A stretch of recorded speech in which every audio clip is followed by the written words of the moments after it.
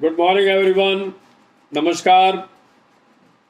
आज का टॉपिक है कि हम इंटरव्यू पे जाने से पहले क्या कुछ करें, कैसे तैयारी करें जिससे कि हम इंटरव्यूअर को प्रभावित कर सकें अपने जवाबों से, या अपने माइंडसेट में जो हम क्या क्या लेके जाएं और क्या फोकस करें। यहाँ फोकस बहुत अहम चीज़ है। फोकस जब हम इंटरव्यू के लिए जाते हैं, हमारा रिज्यूम शॉर्टलिस्ट होता है, इंटरव्यू के लिए जाते हैं, तो हम जो है ना, हमें फोकस्ड अप्रोच रखनी होती है। तो उसमें हम किस तरह से जो है तैयारी करें कि हम जो है इंटरव्यूअर को इम्प्रेस कर सकें और हमारा सिलेक्शन हो जाए। तो उसमें पहला पॉइंट है रिसर्च।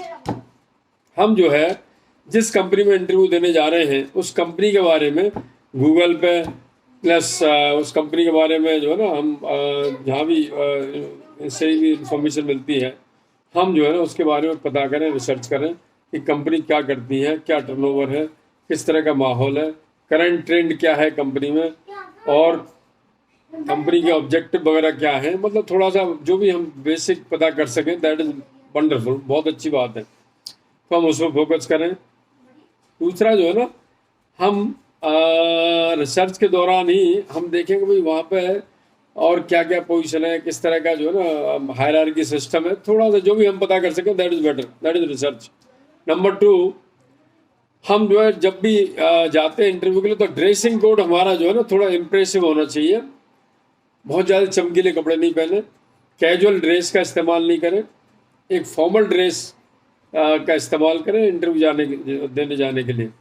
और तीसरा जो बहुत महत्वपूर्ण है वो है कि हम टाइम से पहले पहुँचें।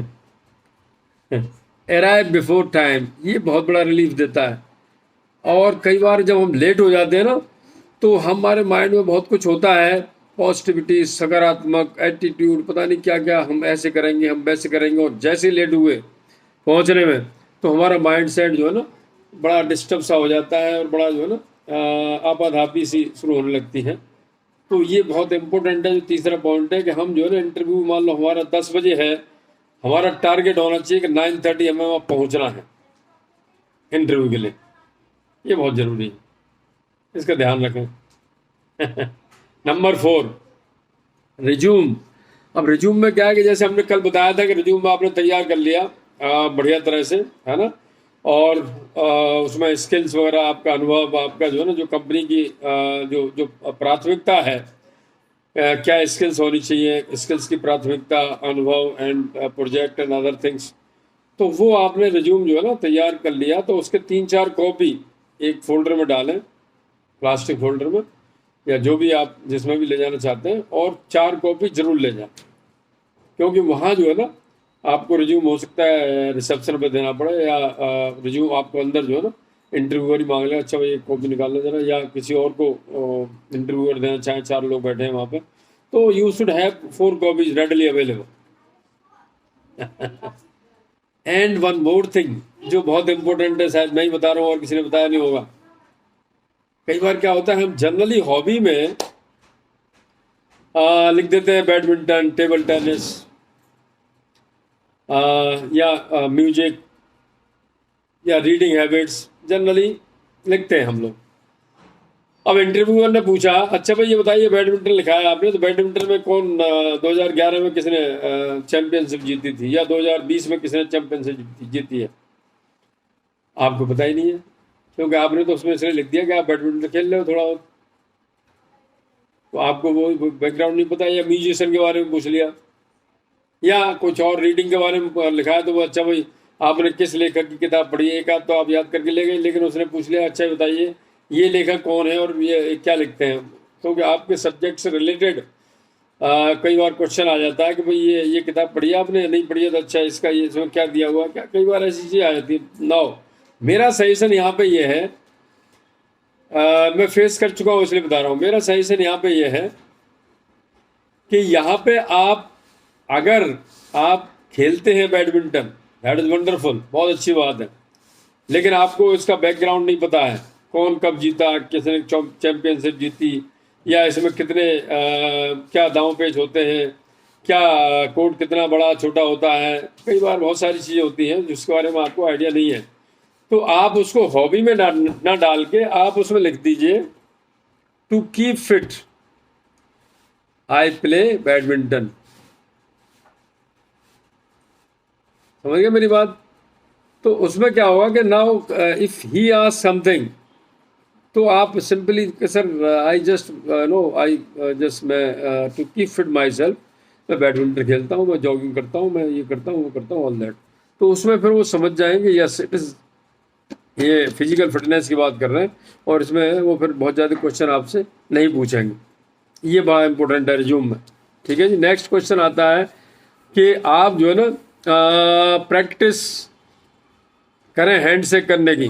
कई बार क्या होता है, जो इंटरव्यूअर है या इंटरव्यू कमेटी है, तो हैंड शेक करते हैं और वो उस दौरान चेक कर लेते हैं आपकी साइकोलॉजी के द्वारा कि भाई यस आपकी क्या बेसिकली स्ट्रेंथ है, या क्या हाउ योर कॉन्फिडेंस लेवल क्या है, आपका क्या महसूस कर रहे हैं, आपकी क्या फीलिंग्स हैं, शेक हैंड करके। जब आप शेक हैंड करते हैं तो आपका हाथ जो है ना बिल्कुल टाइट होना चाहिए। यस आई एम देयर, मतलब उनको प्रेजेंस अपनी महसूस कराइए।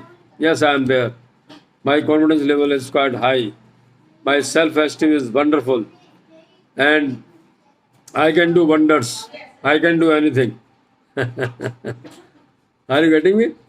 तो शेक हैंड जो है ना कि प्रैक्टिस भी कर लेनी चाहिए जाने से पहले। इसी तरह से जो है ना आप जब इंटरव्यूअर जा रहे हैं तो बहुत ज़्यादा हंसने की बजाय थोड़ा स्माइल फेस होना चाहिए, सीरियस फेस नहीं। कोई नोबडी लाइक्स स्माइल फेस। अच्छा लग रहा है सर, मान लो उन्होंने पूछ लिया okay tell me something, sir अच्छा लग रहा है, बहुत अच्छा, आप लोगों से मिलके तो बहुत अच्छा लग रहा है, मैं वेरी एनर्जेटिक टीम, बहुत अच्छे आप लोग एनर्जेटिक हैं, ये ऑल दैट कुछ न कुछ अगर अच्छा लगता है बोल दे, नहीं बोलते कोई बात नहीं, but be smile, keep smiling. And eye contact is must. आप नीचे मत देखिए, सामने देखिए, eye contact. That boost your confidence, that boost your feelings, that boost your action plan, and that impress interviewer. Right sir? And my dear interview, जो interview देने जाते हैं उनके लिए मैं बात कर रहा हूँ। इसके अलावा जो है ना जनरली क्या है, कई बार प्रीवियस जॉब के लिए पूछ लेते हैं, अच्छा भाई वहाँ से क्यों छोड़ रहे हो, जनरल क्वेश्चन होते हैं। तो आप उसमें कभी बुराई मत करिए, कंपनी की तरीके से आपको बात करनी है, सकारात्मक। कंपनी के बाद ये मत कहिए अरे बड़ी गंदी कंपनी है, वहाँ का तो स्टाफ भी बेकार है, वहाँ का तो बॉस बहुत थर्ड क्लास है। नो, अरे बड़ा ब्लडी माहौल है, ये डैम माहौल है। No no no, please don't use all this. Be positive, keep smile, eye contact, and say sir I this company where I have come for interview is not, मतलब आपको वहाँ की बुराई भी नहीं करनी और आपको यहाँ का जो है ना आप थोड़ा डाइवर्ट कर दीजिए, कंपनी बहुत अच्छी है and I just want to contribute my whatever I have learn. मैं इस कंपनी में उसको कंट्रीब्यूट करना चाहता हूँ और मैं चाहता हूँ कंपनी की मैं वैल्यू ऐड करूँ। तो इस तरह से जो है ना इंटरव्यू में बातचीत होती है और हम आगे जो है ना बढ़ते हैं। तो ये जो है ना बहुत चीज़ अच्छी है जिसकी हम बात करते हैं, इंटरव्यू करते हैं, और हम जो है ना इन चीज़ों पर थोड़ा सा फोकस करके जाते हैं तो सर्टेनली हमें सफलता मिलती है। और इसको पढ़ने की ज़रूरत है साहब। कई बार हम लोग लाइटली ले लेते हैं, अरे यार ये सब जानते हैं, हम जानते तो हैं, लेकिन हम जब इंटरव्यू देने जाते हैं तो उस समय फोकस करने की ज़रूरत है, क्योंकि हमारा दिमाग तो कभी यहाँ भागा है, कभी वहाँ भागा है, कभी वर्क में, कभी इसमें। तो हम जो है ना focus, yes these are the point and where we have to focus. Limited time होता है, उसमें क्या बोलना है हमको और क्या नहीं बोलना, all that that you have to work out. And I know if you are, अगर आपने फोकस कर लिया इन चीज़ों पे तो certainly you are going to be selected. Thank you very much.